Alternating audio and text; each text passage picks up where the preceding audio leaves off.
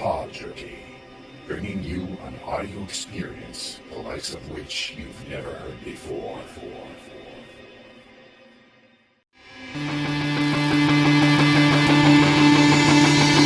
Pod Jerky.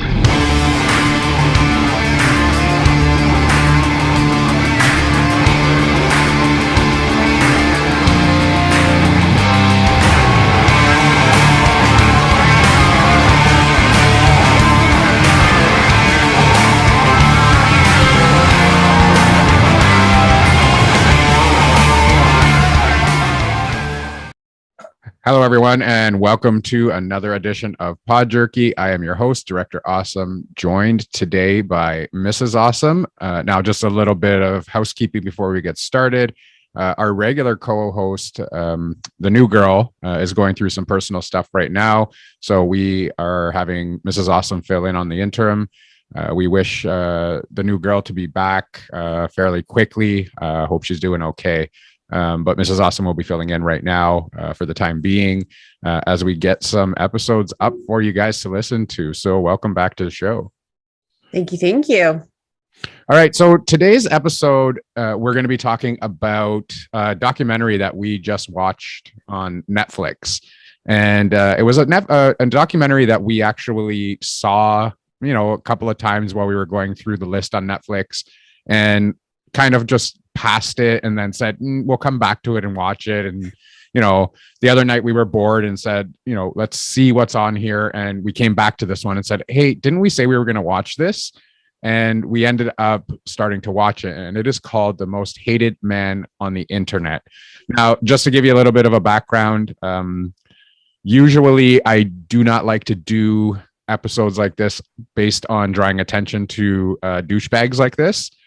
Because that gives them the press that they want, and that's exactly what they're looking for. And this is why they're relevant. It's the same reason why I don't like to talk about the Kardashians, because, they just don't deserve their relevancy in my world. So we are going to do this episode just because this guy is a total douchebag, and the documentary was pretty interesting. So a little bit of a background on this guy. His name is Hunter Moore. And he started what was called revenge porn, and he titled himself a professional life ruiner. Now, what happened was he started up this website, and he would get people to submit photos of nude girls, either if it was like an ex-boyfriend, ex-girlfriend. They were submitting all of these photos to this website, and he would post them up there for people to see. Apparently, he was making lots of money doing it.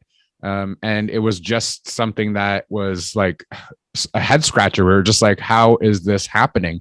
The website was called isanyoneup.com. It no longer exists. We'll get into why and how that happened. But what were your thoughts on this documentary? He's just such a sleazebag. And the worst part about it is he admits it. Yeah.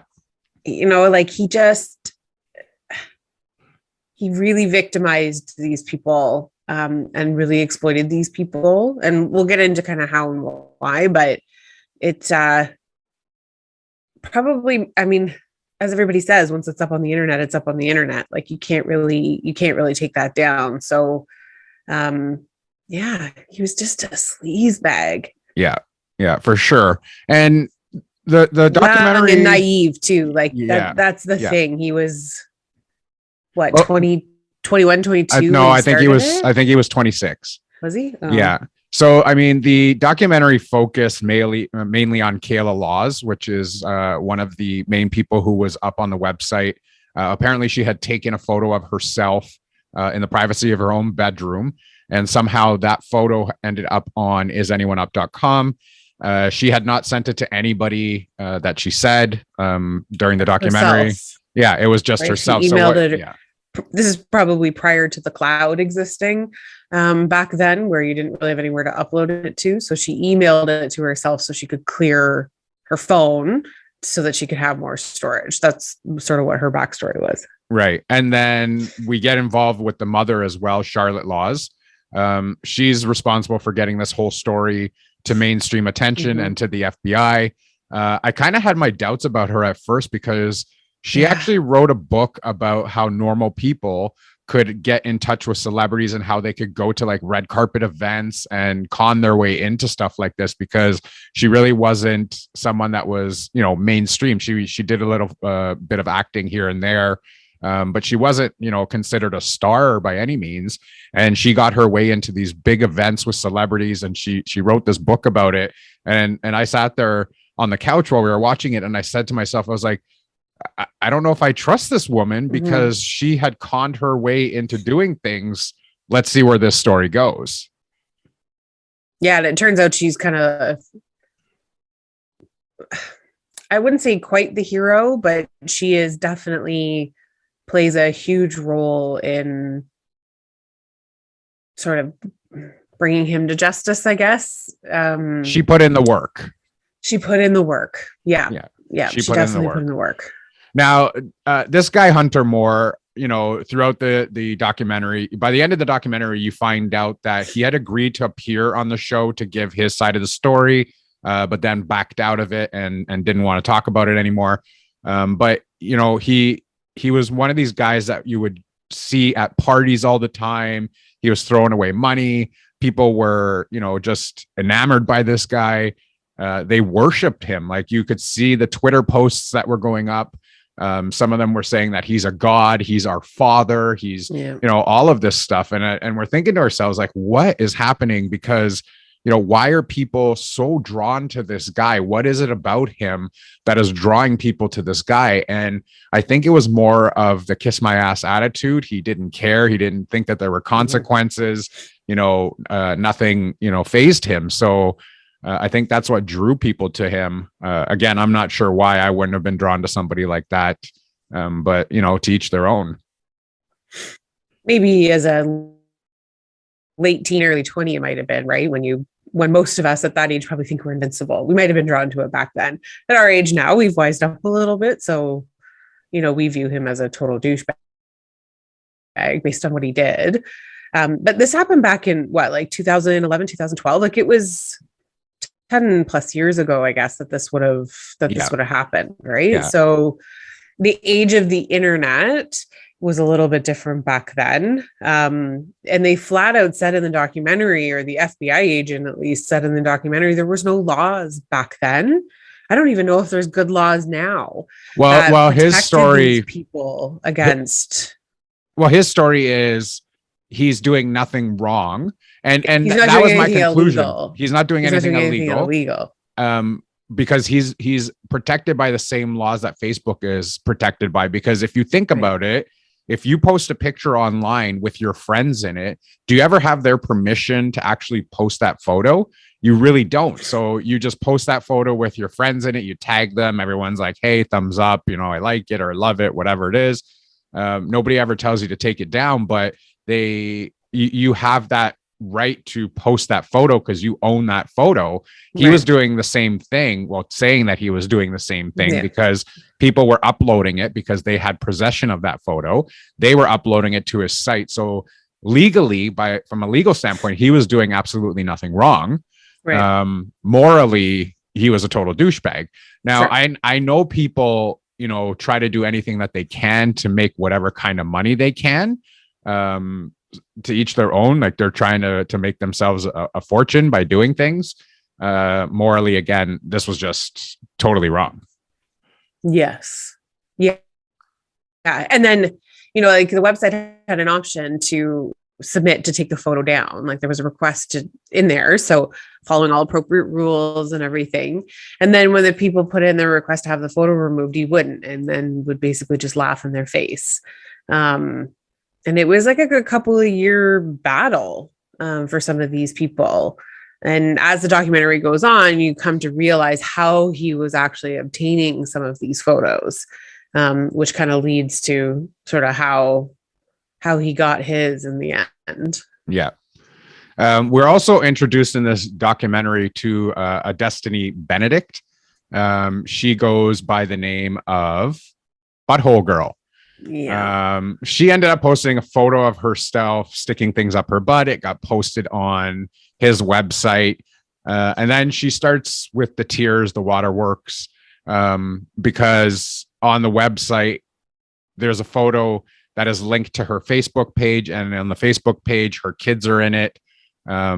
She wasn't happy about that, but she continued to post photos on Is Anyone Up based on trying to get her 15 minutes of fame. She was a real interesting character. I didn't have any sympathy for her whatsoever.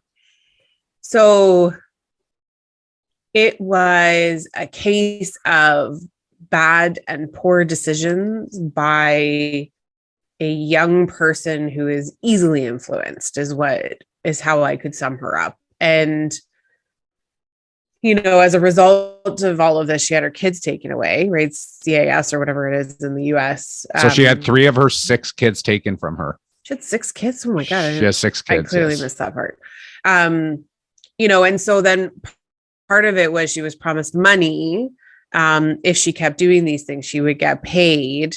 And she's like, well, if this is going to make me famous and get me, recognition, then I can earn money from it. Then I can afford to get my kids back. So it was unfortunate, bad decision after bad decision after bad decision, that kind of led to this poor girl's fate. And it felt like she was very easily manipulated by him because, there were web chats on his YouTube channel between the two of them, where he basically was like getting her to do some of this stuff live on his YouTube channel. Right. And, being the manipulator that he was, kind of promising her things that he was clearly never going to deliver on.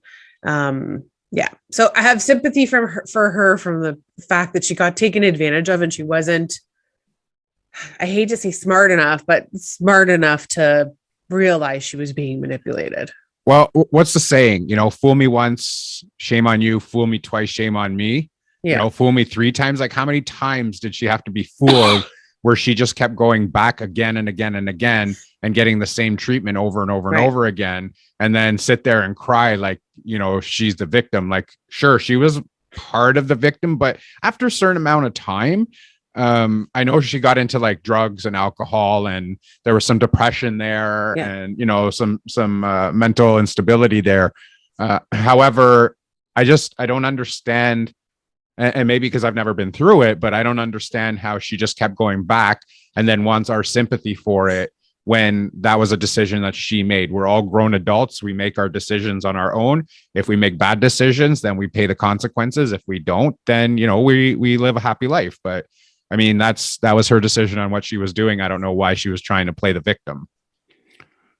I mean, she still is a bit of a victim if you think about it. Like, he manipulated her into thinking that she was going to gain something out of this that clearly he was never going to deliver on. She was too naive or too potentially mentally ill to like really realize what was being done to her. So I have a little bit more empathy from her, I think, than you do.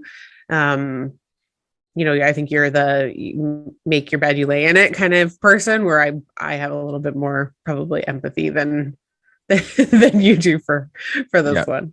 Well, I mean, like I'm looking at it from a standpoint of, we worship these celebrities, we worship everything they do, and we let them get away with things.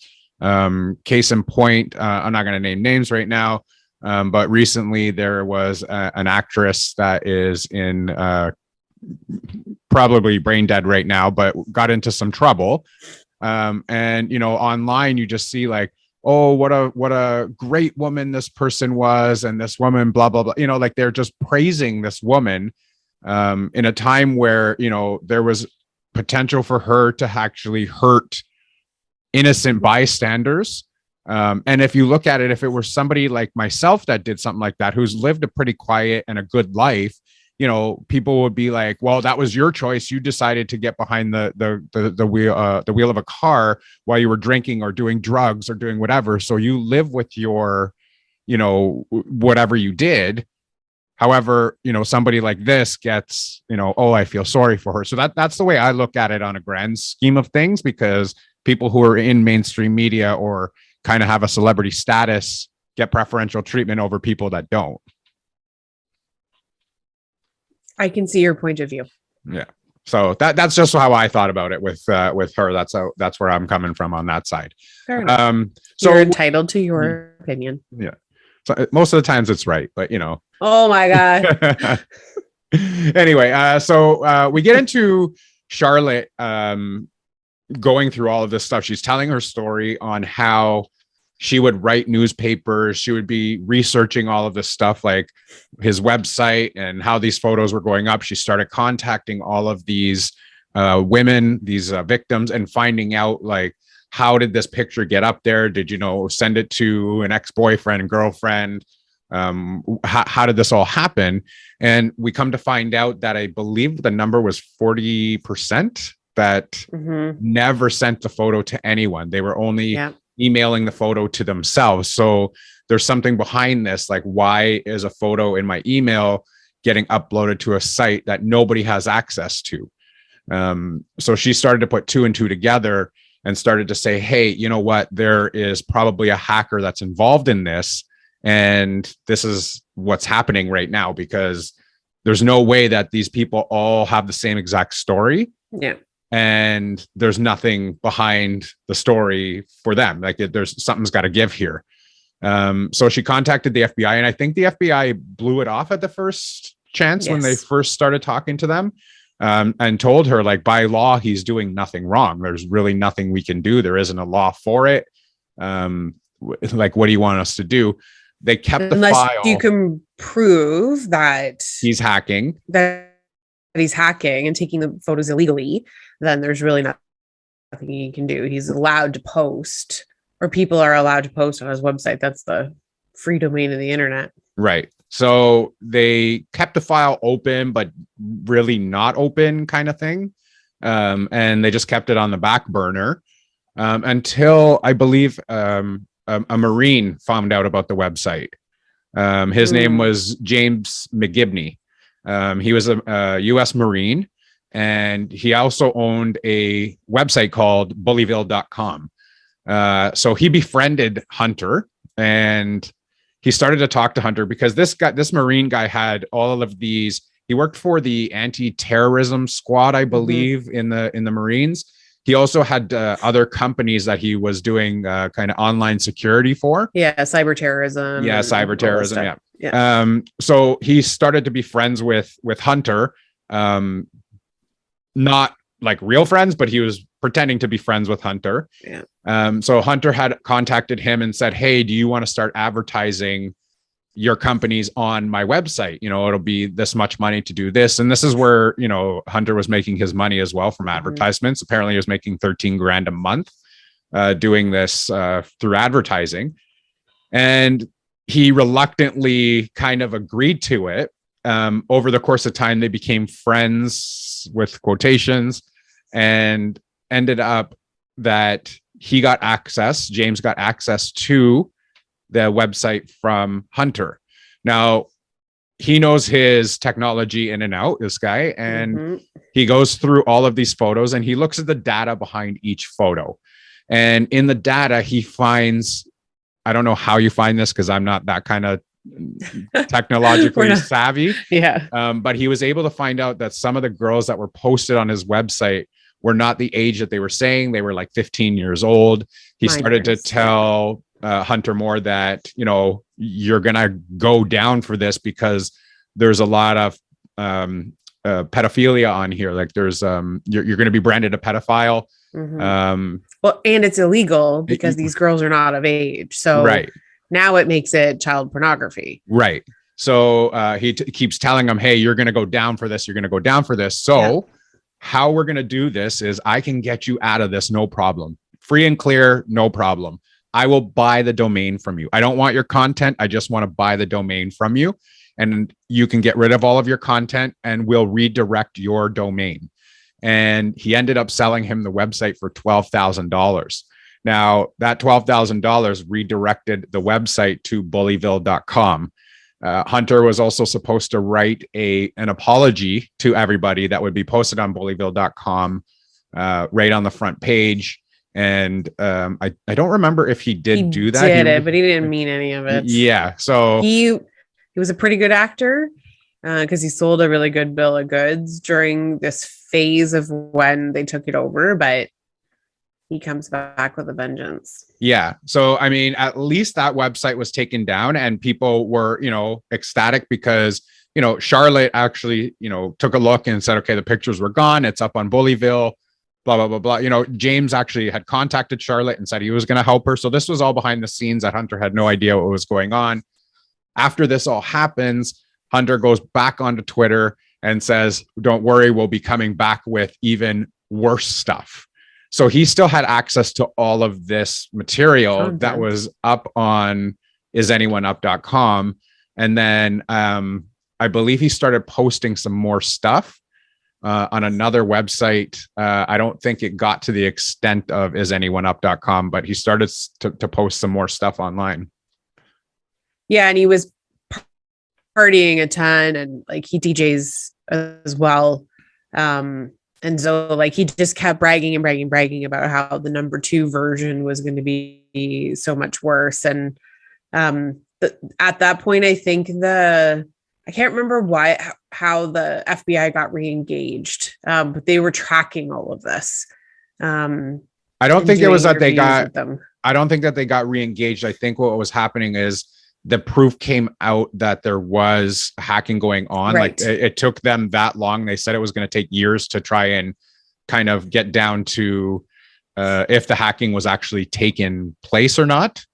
And they found out that there was actually email contact. Now the hacker's name was Charles Evans. There was actually contact between Charles Evans and Hunter Moore. And he was being paid to actually go in, break into people's email accounts and then steal all of their pictures. So what would happen is leaving behind like an email address that was consistent from each person. So he was gaining access to their accounts by whatever reset password or something, however he was getting in. He would add a secondary account. Yeah, he'd add a secondary account so that he would have access. Even if you changed your password, he would still have access to your account because it was a secondary email account on there. Pretty smart, but the FBI, the district attorney, they all figured that out. So they were able to get him on that. So they figured out that he did do the hacking. He did pay somebody to do the hacking, and that he's not actually responsible for the hacking. It was this Charles Evans guy that was responsible for the hacking. And it ended up going to court. The website actually stayed up for 16 months. And that's a lot of time for it to do a lot of damage to a lot of people. Thinking back in the day, like now we use the internet for everything. We use it for jobs. We use it for, like their resumes. We use it for our social media posts. We use it for everything. And that picture is out there. And then once one person gets a hold of it, it takes nothing to just download that photo and spread it all over the place. So it was ending up on other websites as well. So, professional life ruiner is a pretty good, I guess, moniker for this guy. Mm-hmm. This did make it to trial, although he did plead guilty to get a lesser sentence. And he was sentenced to 2 years and 6 months in prison. He was also fined $2,000 and paid $145.70 in restitution, which I think is so ridiculous in the amount that he was supposed to pay. But again, I think they were more after a prison sentence. It's better than getting nothing. If they went to trial, there was no guarantee that he was going to get, charged with anything or, found guilty of anything. The $2,000 fine is a slap in the face. The $145.70 is a slap in the face. He ended up being released from prison in 2017.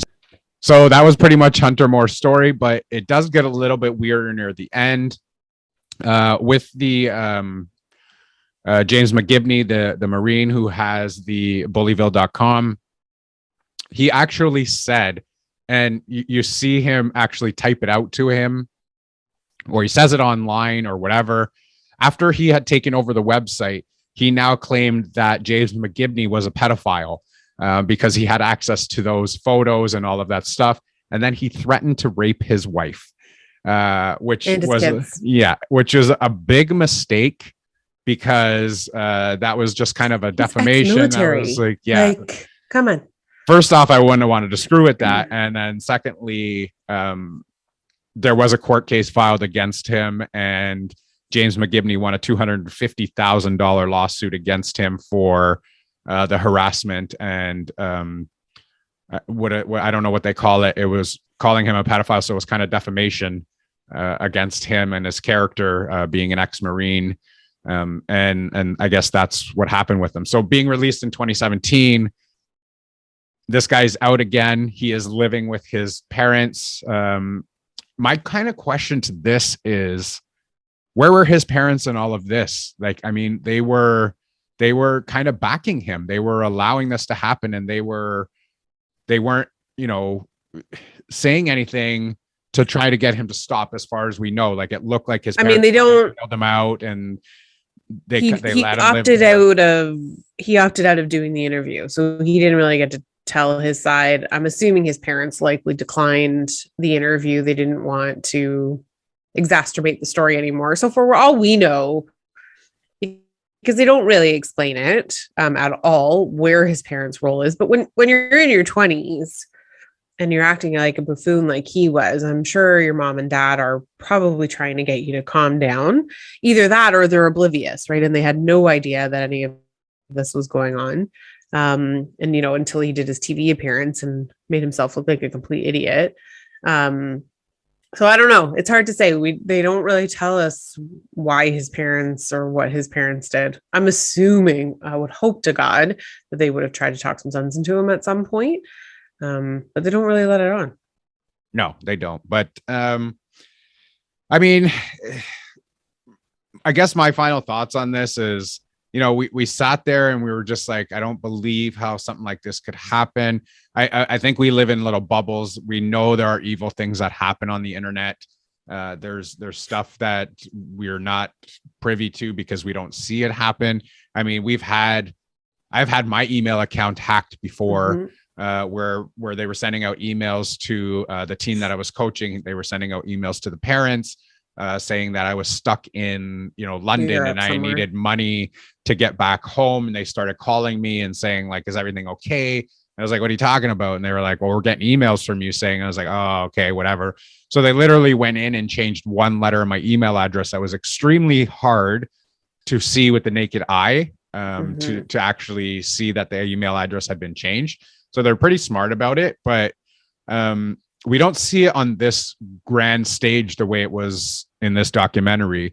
So we're kind of oblivious to it. So when we see something like this on TV or on a documentary online or wherever we're watching it, it's just very shocking and surprising that things like this happen.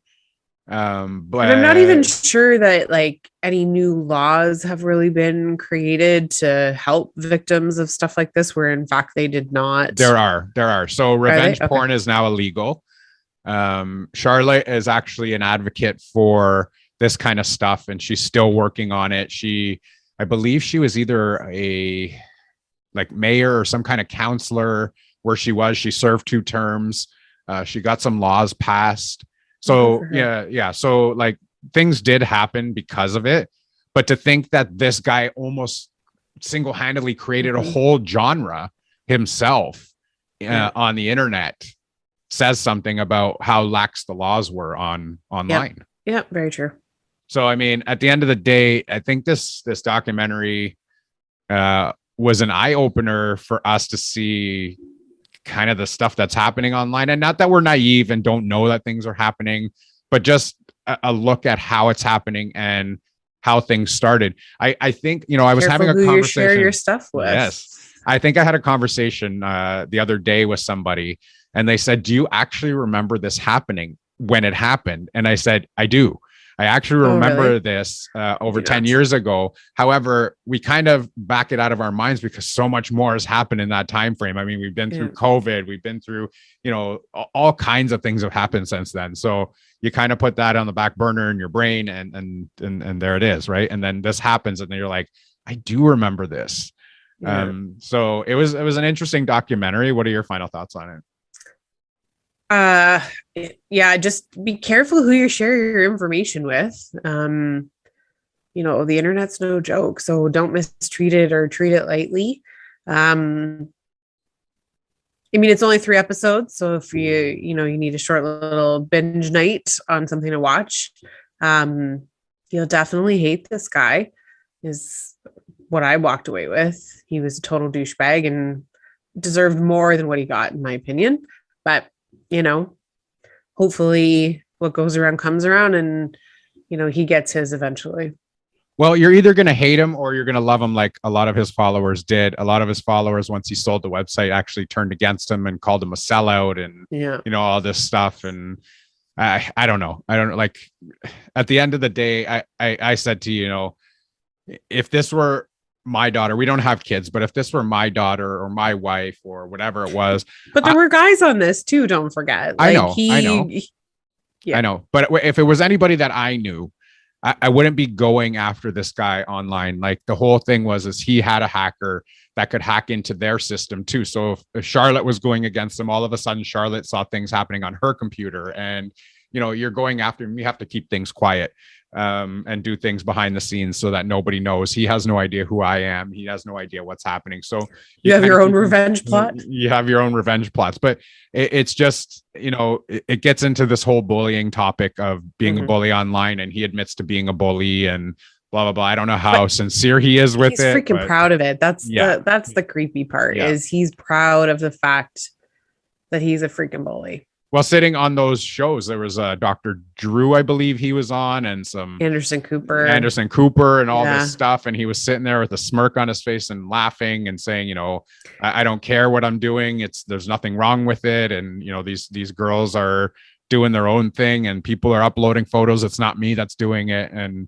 until you find out no responsibility. Yeah. So I think the documentary was really well done. I would have loved to hear his side of the story as well, just to get, usually with a documentary, it's one-sided. You want to hear both sides of the story. Of course, this guy got what he was, deserving of getting, but I still would have wanted to hear what he had to say and have some kind of, I wanted to see what he wanted to say just to have a rebuttal with, say, like Charlotte. Say they would have like a split screen and she could counteract what he was saying and say like, no, that's a lie. That's a lie. So whatever he's saying, we can tell, okay, he's lying about that or he's not lying. Maybe he was telling the truth about a few things, but we don't know, right? Because we didn't get his side of the story. What he did was morally wrong. What he did was not illegal, apparently, until the hacking started. But I want to hear what his side of the story is on all of that. We heard a little bit about it in the documentary as he talked on talk shows. I don't really have anything. I'm not interested in what he has to say. I don't know. I always like to hear both sides of the story. I just, and then I can draw my own conclusion. We've already drawn a conclusion on this guy. Yeah, the guy's a douchebag. He's a douchebag. So that's not the issue. I just want to see what his side of the story was to get a rebuttal. You just want to see him dig a bigger hole? I do. I kind of do. Okay. Yeah, I want to see him dig a bigger hole. And then, because we'll sit there and we'll yell at the screen and say, what an idiot. Like, why, so. As we do in most documentaries. Yeah. Yeah. So that's going to wrap up this edition. Hopefully you enjoyed this edition and hopefully you go and check out that documentary. I think it was really well done. Thank you to Mrs. Awesome for filling in on this episode. Again, you can always find our show on Instagram and Twitter at Pod Jerky. You can also find us on our link tree. That's linktr.ee/Pod Jerky, as well as our bite size. That's bytesize.me/Pod Jerky. As always, stay safe, be kind to each other, and we will see you later. Here we go now. Play that beat. Pod Jerky.